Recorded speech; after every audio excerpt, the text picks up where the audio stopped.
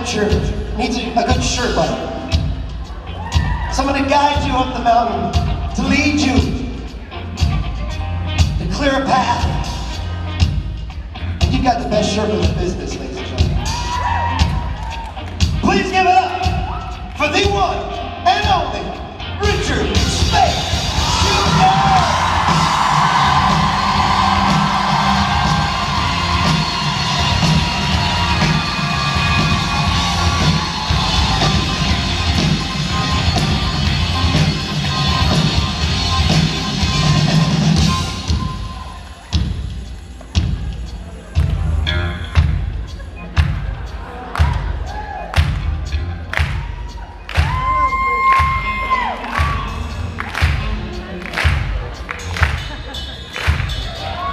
God, this is beautiful country. Bobby, so glad you're in my boat.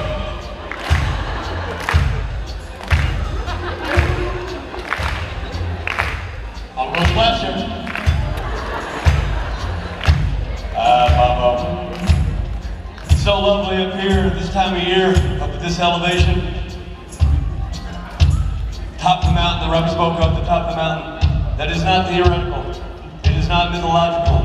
It is not made up in some old-timer lead singer's mind.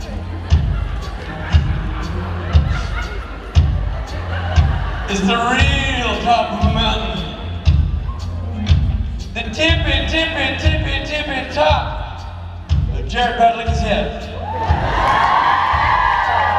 We have a little bit of foliage on the top of the mountain. Yep. That's where he sprouts hair, and this is where some of his follicles have died. You can see male pattern baldness starting.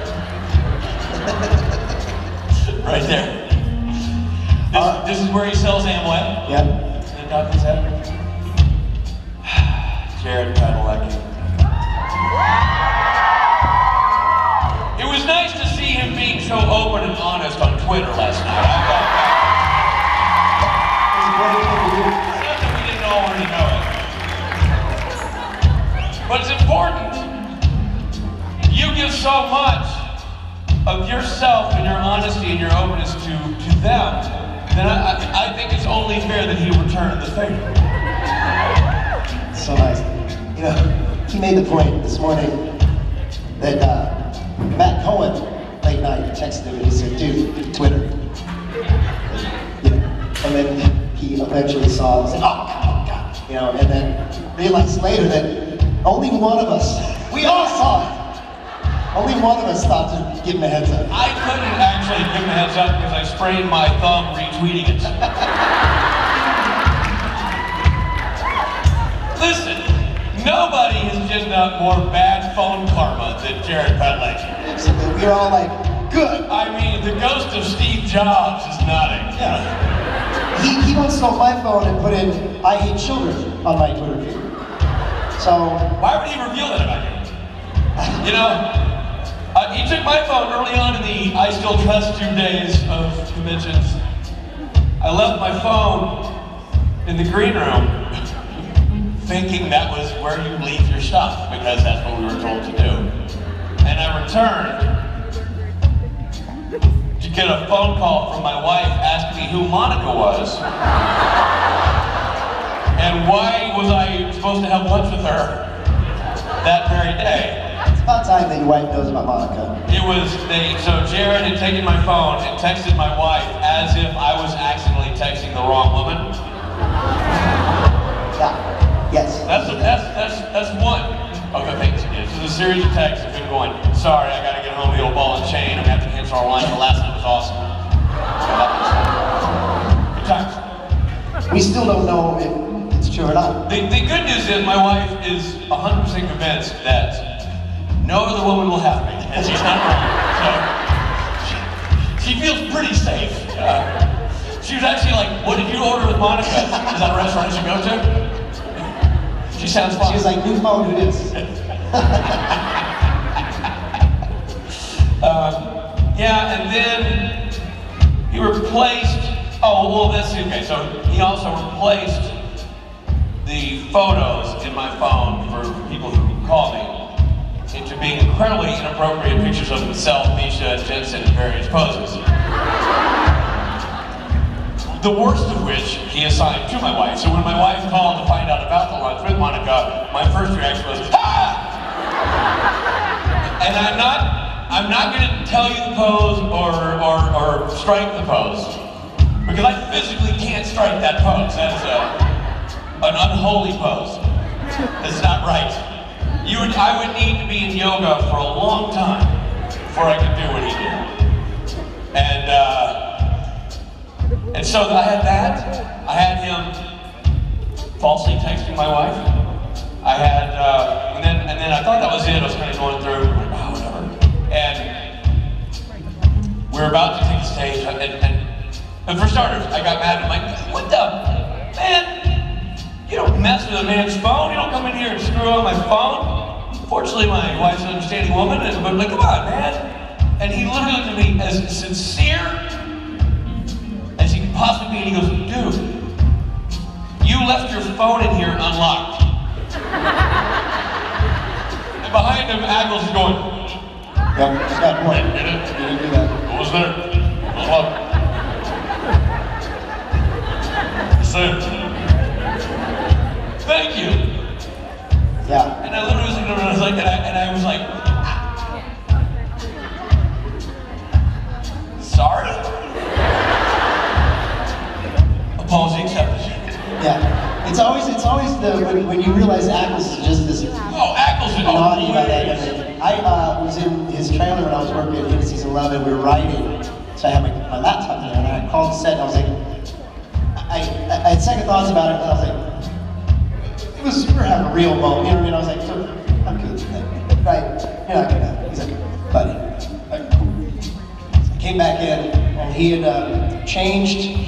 He changed a lot. He fucked with my whole computer. But the one thing is that really got me was he changed the signature on my emails. Yeah. Oh, that was the last thing he did to me. He changed. What it said. It was. I'm not gonna. Never. I gotta repeat it in my brain.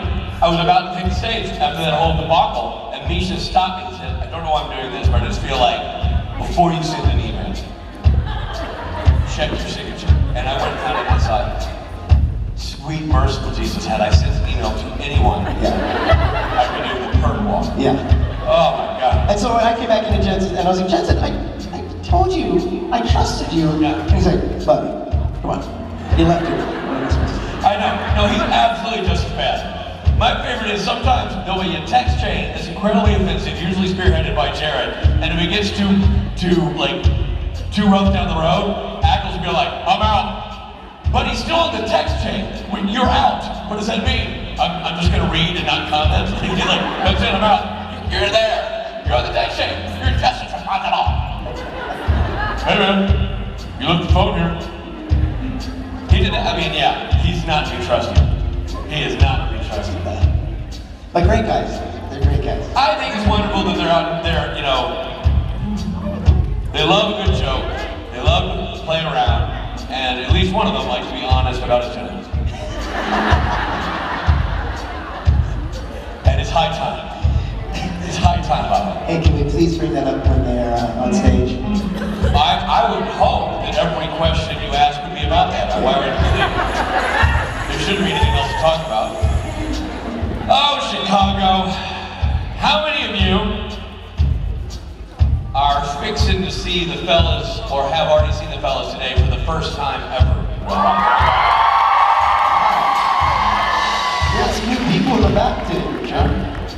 Welcome to the show. Yeah. I'm Rob. This is Rich. Nice to meet you. That's the band. Was it as magical and as wonderful as you thought it would be? That connection, that personal one-on-one connection that you feel when you watch them on TV and they look directly at you and talk directly to you. Did you feel it? Did you feel the photo ops? Did the relationship start there? Is it blossoming? Did you call Mima and say he's the one? He just got serious and put his arm around me? He feels the same way. He feels the same way? I could tell by the way you said thank you. And turn to the next person. That's the age-old flirting ritual of the con actor. Thank you. Hi. That means it's on. Thank you so much. Hi. Thank you. Hi. Each one of those is just a building block of love. The more you get in that lane, oh, you're back. That's how we talk to him. Yeah. Well, trust me, we have to pay a lot of money to get our photos with Jared Jensen. Then we don't get free stuff. A lot of people think we get an employee discount. Adam. I'm looking right at you. I have begged on bended knee because I don't have. Here's what I'm missing out of my set. I don't have a guild. I'm talking about the giant vinyl posters because obviously my house is done up in giant vinyl posters. I've got Jared, I got a Jensen. I got both of them in character, and I have both like that creepy one where they look like they're in jail. The lights coming through and it's red. You're like, what are they being jailed for? I don't know. But it's actually in that jail. I want to commit a crime to be in that jail. Or that one. So I've got them in character. I've got them in fake sexy jail. I've got Misha in the flasher coat. Yep. He likes to wear. Yep. And then I've got this suited. I guess it's the Jimmy Novak version. And then you have what I love. You have the boys and baby. Yeah, that's nice. In your dining room. Yeah, that's nice. I have tiles in the nursery. Kids love critters they bit it, you know what I mean? So I figured I'll put him in there for the baby. I've got obviously I got Charlie. Yeah. Which is my prize. I don't have a Jody Mills. I don't have a Gil. I've got about 4 Cohens. Guilty. I've given you about 10 of me, but you won't put them up. They don't work in the decor. I can't find a spot. I mean, there's me, and then a blank spot, and Cohen, and I just can't figure out. What? I'm just waiting for the right... Right now, I've got Breckin Meyer in there. Sort of a... placeholder? And when I find somebody, sort of, it's the mold. You had the only ones I gave you of me, right? Oh, absolutely. That might go well up there. I mean, it seems a bit tad on the nose, but look, I'll talk to Jason. We'll see. We'll figure out. I'll talk to the designers, see what they come up with. Okay.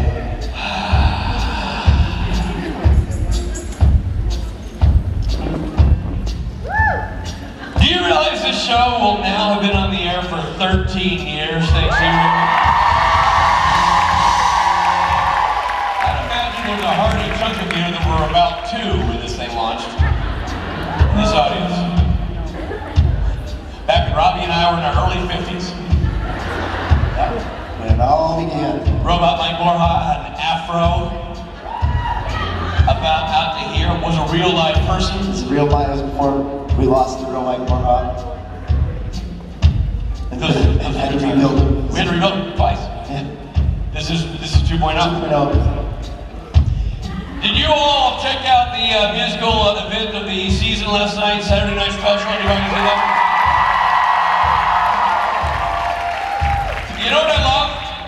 I love that not only is it always an amazing show, but that finally the brain trust that is Loud and Swang and Creation have teamed up to create a live album of the Saturday Night Special. That comes out August 25th, I believe, right? Yes. Man, you know so little about your own band. Yep. Yeah, it's the very first time Loud and Swang's ever made a live album. Yeah. And it's certainly the first time we've ever, with Creation, done this kind of thing. Saturday Night Special. I think it's going to be great. It's going to be fantastic, man. I've heard some of the tracks. They're great. Anything you can tell us about the record? Is there any, Well, I mean, there are a lot of great surprise guests on it. Have we released the track listing? So, do we have Mr. Ackles singing? We have Jensen Ackles singing with the band. Well, that's nice to give him a chance to get in the limelight. He's behind the scenes so often. I know. I feel like... Give him a chance to get it to shine. It's kind of cute. I just feel like he's a talented guy. People need to know about it. Help a buddy. Yeah. That's your motto. And Richard Spade's on the album. I play a little bass. Matt Cohen. Matthew Cohen. Gil McKinney. Kenny. Ruth Connell. Connell. Buckmaster. Buckmaster. Rhodes. Rhodes.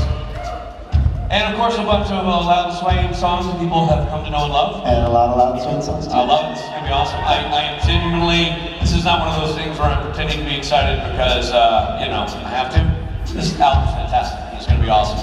Thank you. We're very excited about it. You guys are smart to have done it. It's going to be a real treat to have. So, now you know what the concert's like in real life. Check out the album when it's released on August 25th. Robbie! Yeah. For us, the weekend's over. Like, we've done our bit. We've worked our fingers to the bone to be sure that you people, starting noon on Friday, have had an uncomfortable experience. That you have found yourself in awkward moments and confused glares from other